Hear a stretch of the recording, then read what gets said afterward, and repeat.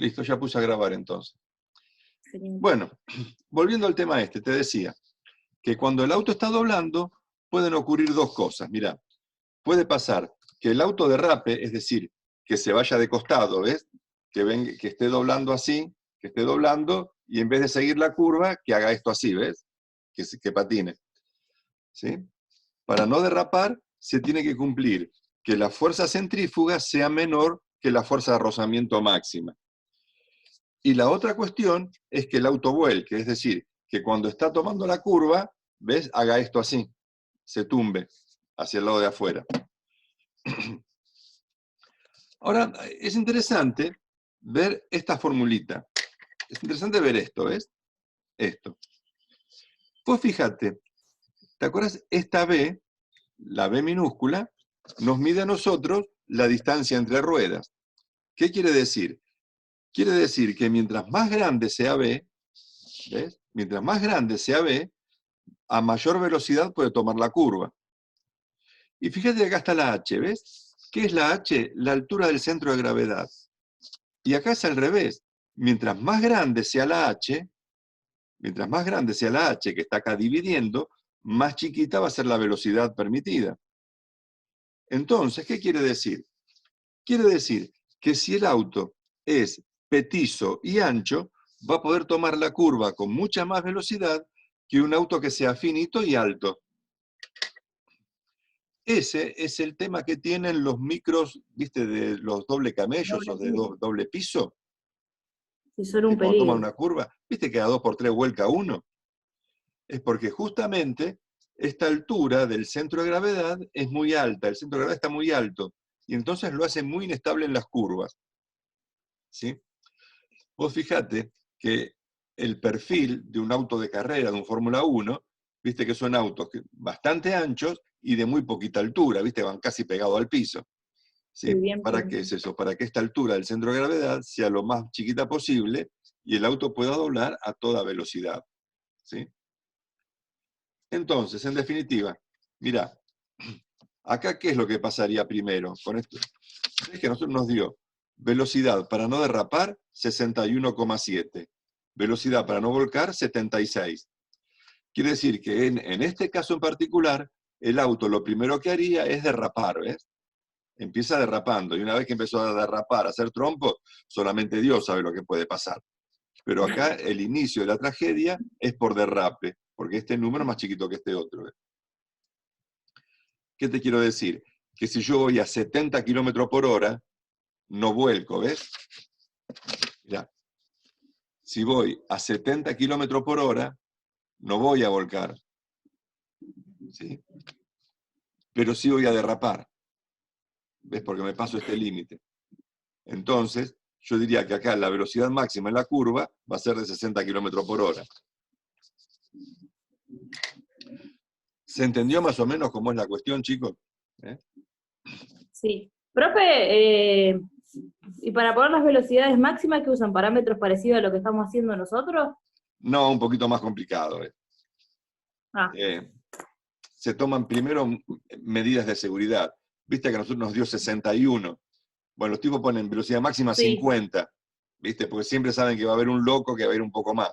Entonces toman un coeficiente de seguridad. Ah, Pero aparte hay otras cosas como, por ejemplo, hacer las curvas con peralte. Peralte, ¿viste? Cuando tuercen el piso, ahora lo vamos a ver un ratito. Cuando vos tomás una curva peraltada, sí. podés tomarla a más velocidad. Pero te mando Como una las foto. de los circuitos de bici, esas. Exactamente, exactamente. ¿Sabés cuál sería, por ejemplo? Ah, Eh, yo no sé si alguna vez prestaron atención, ¿viste? Cuando estás en la estación de Morón y esperás el tren para venir para Merlo. ¿Viste cuando ves el tren viniendo desde Aedo que viene en curva? Vos fijate que está sí, inclinado el vagón. ¿Sí? Porque justamente sí. está peraltado eso, para que el tren pueda tomar la curva con mayor estabilidad. Ah, mira.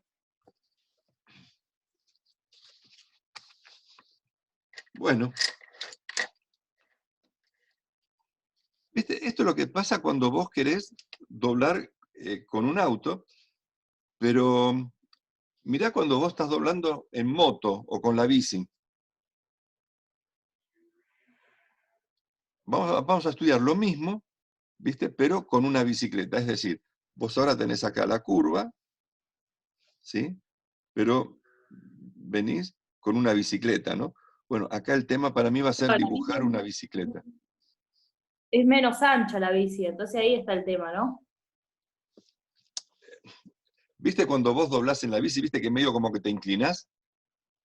Sí, sí, sí. ¿Viste? Cuando vas en línea recta, vas bien vertical, bien derechita. Pero cuando más una curva, te inclinás un poco, ¿sí? Sí. Ahora vamos a ver qué relación existe entre la velocidad y el ángulo con que vos te inclinás. Bueno, esto sería la normal, ¿ves? Esto sería el piso. Chicos, yo ahora tengo que dibujar acá una bicicleta o una moto. Apelo terriblemente a su imaginación. Hago un cuadrado. ¿Cómo hago para dibujar un tipo doblando en una moto? ¿Ves? Suponete que venga así.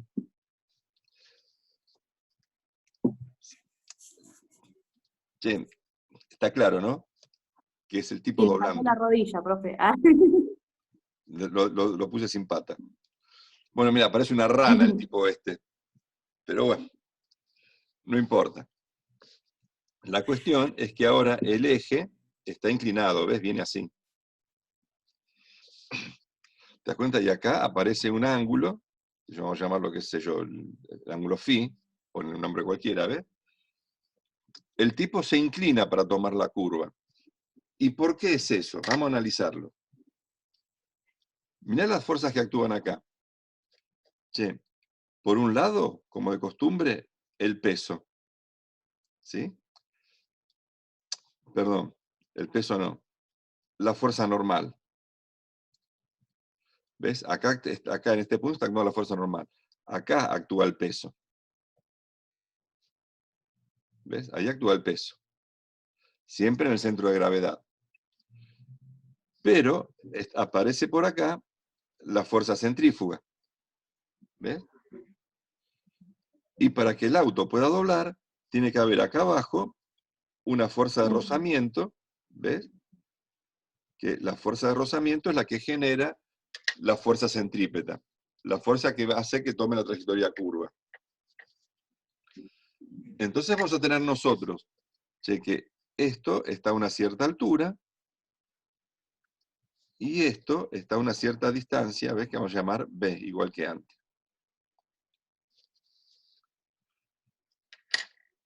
Bueno, mirá, las condiciones para no derrapar.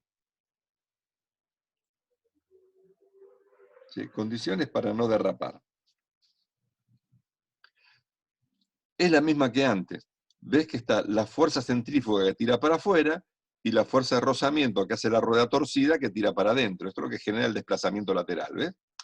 Entonces, la fuerza de rozamiento máxima estática tiene que ser menor que el peso. Perdón, dije cualquier cosa.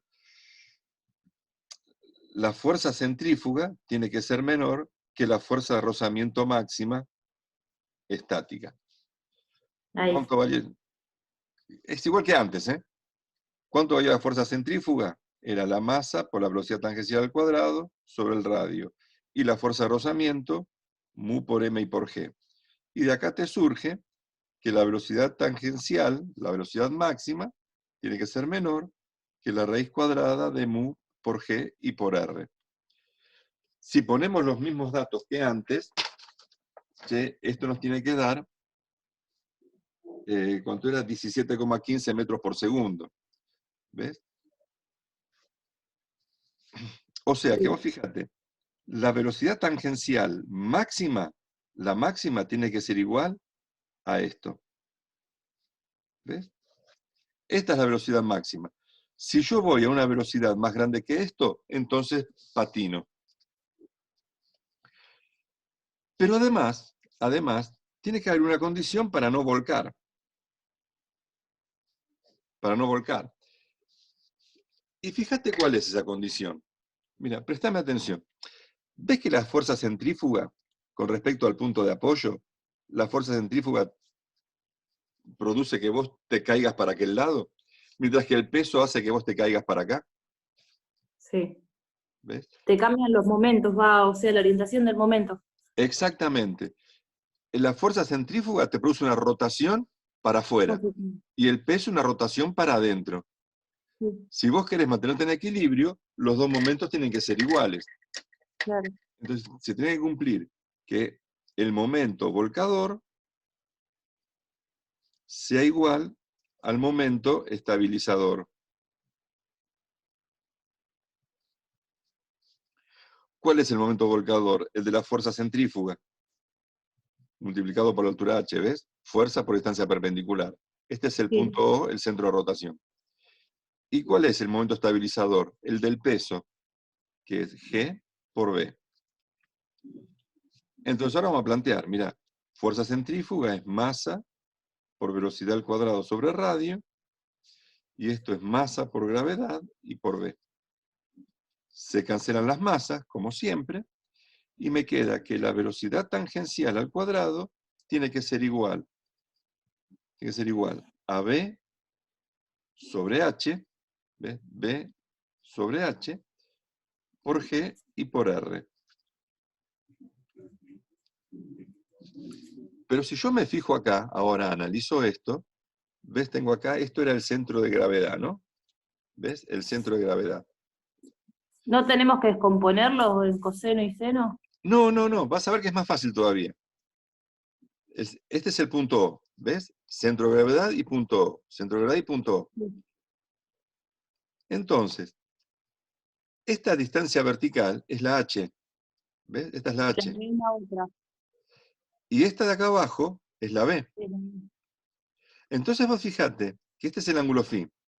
Che, la tangente de φ es opuesto sobre adyacente. Sí, ¿Ves? B sobre H. Opuesto sobre adyacente. Che, y como este ángulo, ¿ves que son opuestos por el vértice? Sería lo mismo, ¿ves? claro. Entonces, a vos te queda que esta velocidad es G por R por la tangente de φ. Por lo tanto, la velocidad con la que tomas la curva va a ser igual a G por R por la tangente de φ.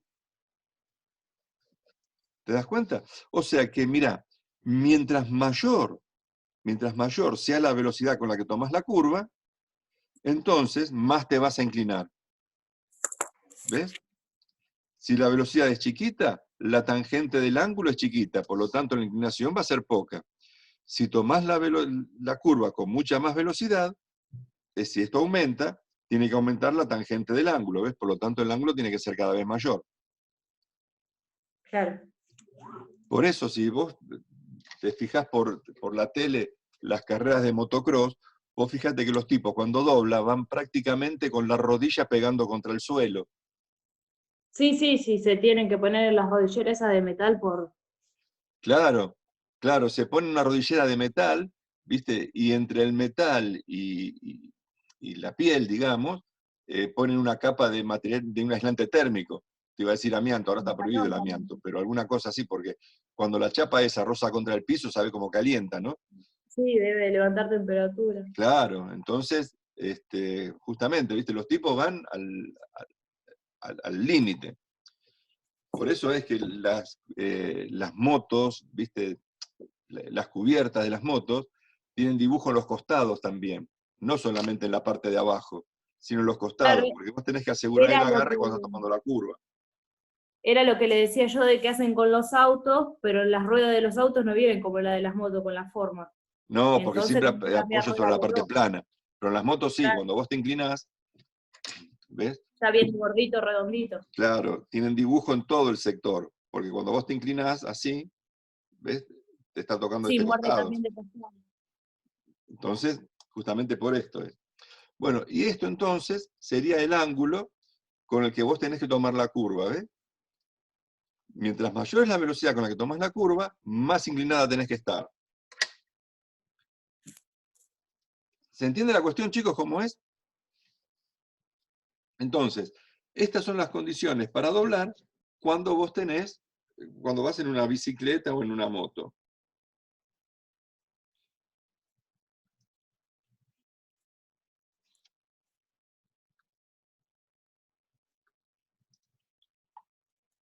Ahora vamos a ver qué pasa con el peralte.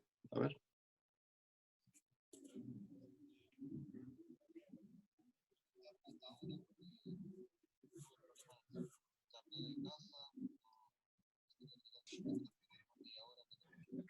¿Qué es lo que pasa cuando entras en una curva y frenas? Porque, o sea, sería el mismo, se derraparía o se volcaría, ¿no? Ah, ahí hay un tema también. Cuando vos entras en una curva... Claro, por ejemplo, cuando entras en una curva y a lo mejor estás entrando a mucha velocidad, te dicen que nunca frenes, sino que todo lo contrario, que aceleres más porque si no el coche se te va. Bueno, que aceleres más tampoco. No, Claro, no, pero tenés que ir no frenando de de a frenar, poquito. claro, Pero- no. Yo tengo entendido todo lo contrario. Que no es lo mismo que cuando vayas a entrar a la curva, que antes frenes, a que ya estés dentro y se te vaya a ir un poco el coche, que aceleres un poquito, no que frenes. Es como que ahí la fuerza cambiaría. Claro, sí, yo sé lo que querés decir. O que mantengas la velocidad, o que te la banques, o que... No, Sí, Sí, pero más o podés menos. ir frenando de a poquito y bajando cambios. claro, lo que te Lo recomiendan que es pasa que que frenes con tenés la que caja, no con las... manejar. Tenés que frenar con la caja y no con con los No con frenos. los frenos. Sí. Sí, Claro, tenés que hacer un rebaje de que te quede ahí. Si no te la pegás. Va, me pasó muchas veces y lo hice y funcionó. bueno, Yo no, yo todo lo contrario, siempre he acelerado un poco más. yo no me No, animaría a pero acelerar un poco más. depende de la situación también. A ver, no acelerar de darle un acelerón, sino elevar un poquito la velocidad. Yo no me animaría, yo lo dejaría con la misma velocidad que está y trataría de ir disminuyendo, viste, de a poco. ¿Eh? De a poco. Eh, el tema que cuando vos vas en la curva y frenás, lo grave sería que se bloquee la rueda, por ejemplo. Y Claro. entonces, viste, el agarre que vos tenés por rodadura, lo perdés y ya es mucho más fácil que el auto colee. Sí, también puede pasar eso, como dice usted. Y ahí ya, el tema es que si venís en una doble mano no pasa nada, pero que vos acelerés porque vos te vas abriendo y no viene nadie, listo.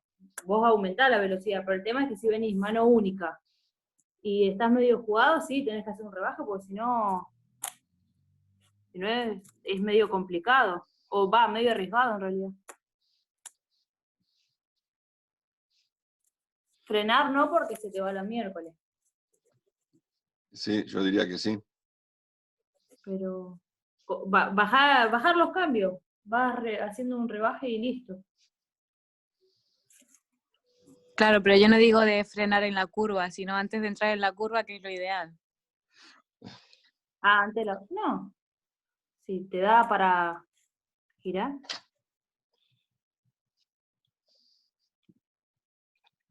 Bueno,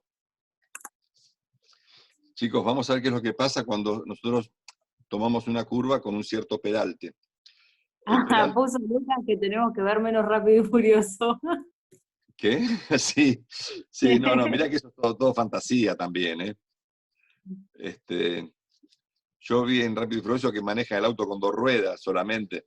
Bueno, no lo intenten por las dudas. Mirá, viste, nosotros vamos a poner los ejes así. ¿Ves? El eje Y, el eje X. Porque acá la cosa cambia. ¿Ves? El auto ahora viene inclinado con respecto a la horizontal. Y eso le da muchísimo más agarre. Vamos a ver un poquito qué es lo que pasa con las fuerzas. Mirá, ¿qué fuerza tenés vos por acá, por ejemplo? como de costumbre, el peso, ¿no es así? ¿Vos te acordás que nosotros al peso lo desarmábamos en una componente tangencial y en una componente normal? ¿No es cierto? ¿Te Sí. acuerdas que este ángulo que aparecía acá era el ángulo θ? Y por otro lado, tenés la fuerza centrífuga. ¿Sí? La fuerza centrífuga también la vamos a descomponer nosotros en una parte tangencial y una parte normal, ¿ves? Vamos a poner que esto sea la fuerza centrífuga normal. Y esta sí, la fuerza centrífuga tangencial. Para que me olvide de poner, esto es el peso normal, ¿ves? Esto es el peso normal, que estaría acá, ¿ves? Este es el peso normal. ¿Sí? Y acá te va a aparecer a vos también, por este lado, ¿ves? La fuerza normal, y acá la fuerza de rozamiento.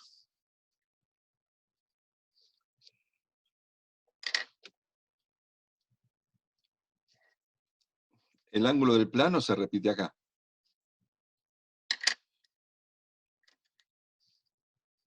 Entonces, mira,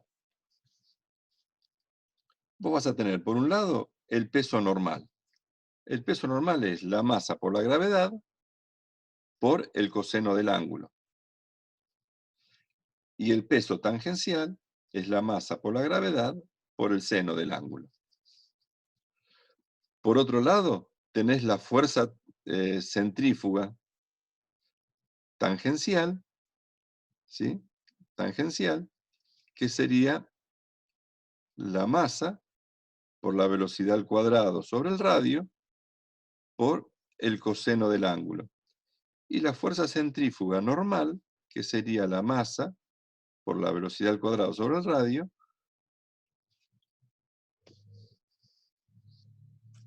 por el seno del ángulo. ¿Ves? Por el seno del ángulo. Y acá la cosa cambia, porque acá hay un montón de fuerzas. Entonces, vos querés que esto se mantenga en equilibrio en la curva. Acuérdate que esto no tiene que desplazarse ni a la izquierda ni a la derecha, ni hacia arriba ni hacia abajo. O sea que vos tenés que plantear que la suma de fuerzas en el eje X sea igual a 0, para que no haya desplazamiento lateral. Y tenés que plantear que la suma de fuerzas en el eje Y sea igual a 0, para evitar que el auto suba o baje, ¿ven? Entonces, ¿cómo te quedaría la primera? Te quedaría así, fíjate. La fuerza centrífuga tangencial menos el peso tangencial y menos el rozamiento tiene que ser igual a 0. Y por el otro lado te quedaría que la fuerza normal menos el peso normal y menos la fuerza centrífuga normal tiene que ser igual a 0.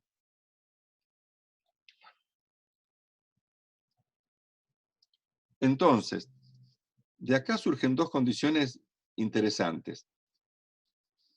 Por un lado, ¿ves? Yo de acá puedo despejar que la fuerza normal es igual al peso normal más la fuerza centrífuga normal. O sea que sería m por g por coseno de θ más m por velocidad tangencial al cuadrado sobre radio por el seno de θ. ¿Qué pasa entonces? Acá tengo mayor fuerza normal. El auto se pega más al piso, porque ves, fíjate, ves que al auto lo pega contra el piso la componente normal del peso y además la componente normal de la fuerza centrífuga. ¿Ves que la fuerza centrífuga también contribuye a apretar el auto contra el piso? Entonces, si el auto se aprieta más contra el piso, me aumenta la fuerza de rozamiento, ¿ves? La fuerza de rozamiento, que es mu por la normal, si me aumenta, ¿ves? Este término hace que aumente la fuerza normal, entonces me aumenta la fuerza de rozamiento. Por un lado tengo mayor agarre. ¿Eh? Tengo mayor agarre. Pero analizando esta ecuación de acá arriba,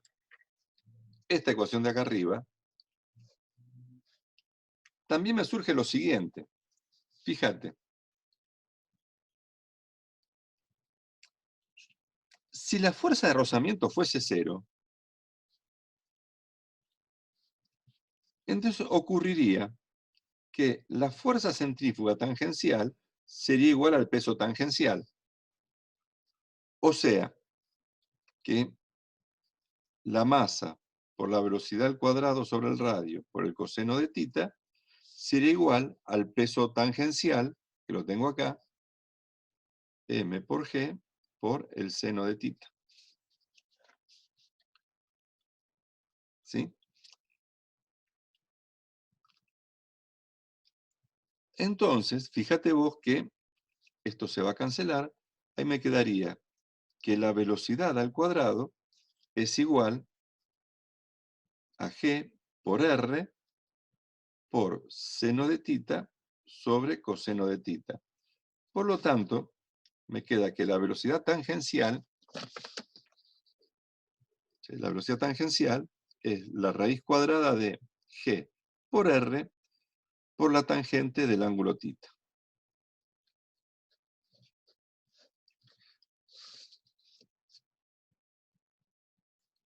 Esto es tangente, ¿eh? G por r por la tangente de tita. ¿Qué quiere decir? Yo a esta velocidad la voy a llamar velocidad natural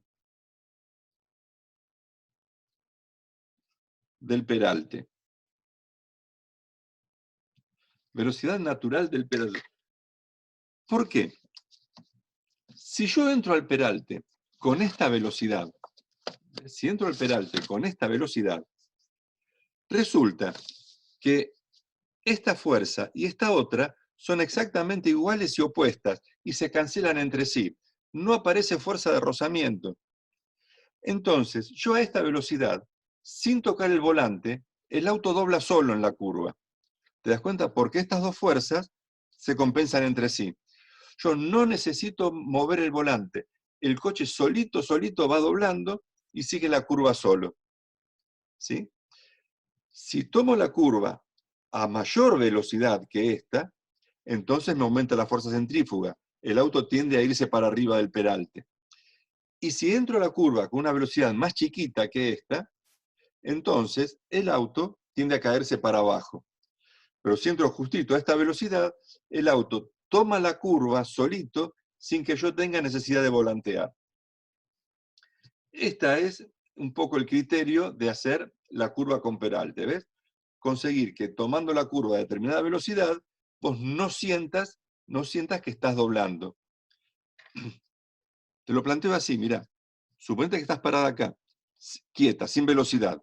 Entonces vos sentís que te caes para acá, ¿ves? Porque el peso este te tira para abajo. Si vos venís muy rápido, esta fuerza crece mucho y te tira para afuera.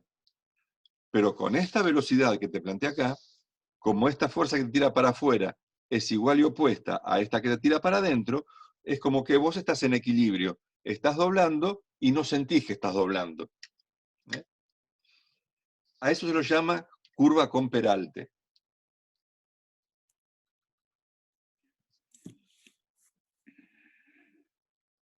Bueno, chicos, ahora está por terminar la sesión. Yo les mando la foto. Sí. Y les dejo planteado el siguiente tema que vamos a ver, que es el de un satélite sincrónico. Satélite sincrónico. Un satélite sincrónico es uno que gira, suponete que esta es la Tierra, ¿no? ¿Ves? Que está girando. El satélite sincrónico gira en el plano del ecuador a una cierta altura, suponete por acá.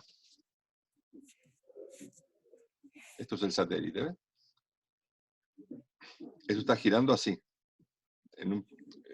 ¿Cómo te puedo decir? Visto desde el polo, ¿no? Si te lo dibujo así desde el polo, este es el polo norte, el satélite estaría girando así, ¿ves? En esta órbita. ¿Ves? Acá estaría el satélite. ¿Se entiende? Está girando sobre el plano del ecuador. Nosotros vamos a calcular ahora en 2 minutos a qué distancia hay que poner el satélite y con qué velocidad hay que hacerlo girar para que el satélite se mantenga en órbita. ¿Qué quiere decir satélite sincrónico? Es un satélite que está ubicado siempre encima del mismo punto geográfico. ¿Sí? Como yo estoy girando, ¿ves? Así, una vuelta cada 24 horas, el satélite también da una vuelta completa cada 24 horas. Eso significa satélite sincrónico. Son los que se usan para telecomunicaciones. ¿Sí? Hacemos un descansito, chicos, de 15 minutos y seguimos. Ahí vemos el tema. Bueno, profe. Entonces, corto y... Sí. ¿Cómo se Sí, llama? usted tiene. Y pongo a grabar. ¿Está bien? Sí, sí. Mira, son 9:31. ¿Les parece si a las 10 arrancamos? ¿Sí? Y cuando nos diga por mensaje yo abro. Dale, dale. Les mando un ¿Vale? mensajito para abrir. ¿Sí? Genial. Bueno, corto entonces y pongo a grabar. Bueno, profe.